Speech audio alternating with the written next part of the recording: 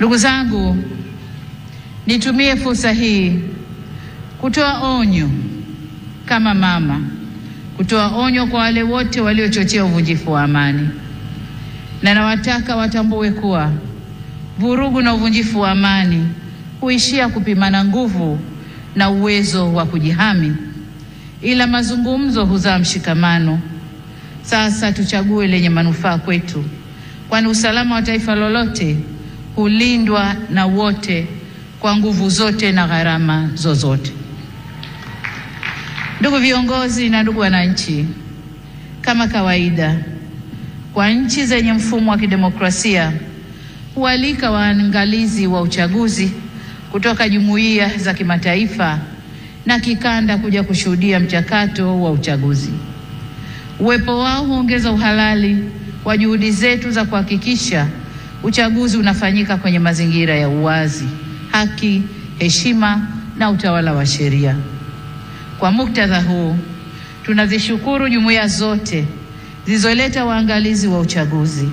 Kutoka Afrika, tulikuwa na waangalizi kutoka Umoja wa Afrika AU, Jumuiya ya Nchi za Maziwa Makuu ICGLR, Jumuiya ya Maendeleo ya Kusini mwa Afrika SADC na Jumuiya ya Afrika Mashariki EAC. Pamoja na hao, tulikuwa na wengine kutoka maeneo mbalimbali ulimwenguni. Makundi yote ya waangalizi yameshatoa taarifa za awali na tunawashukuru kwa kuwa nasi, na kwa heshima kubwa tumepokea maoni yao.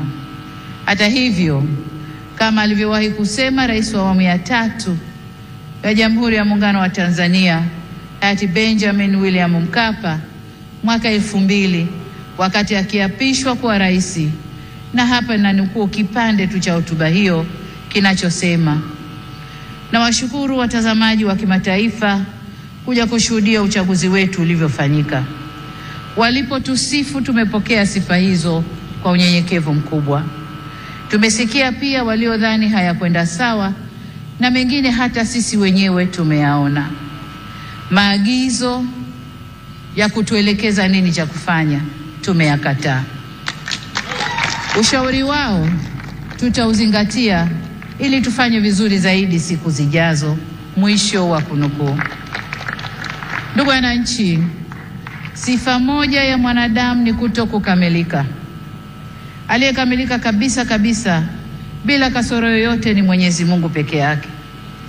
Ndio maana katika shughuli au harakati za wanadamu tunaunganishwa na mawasiliano, mazungumzo na maelewano.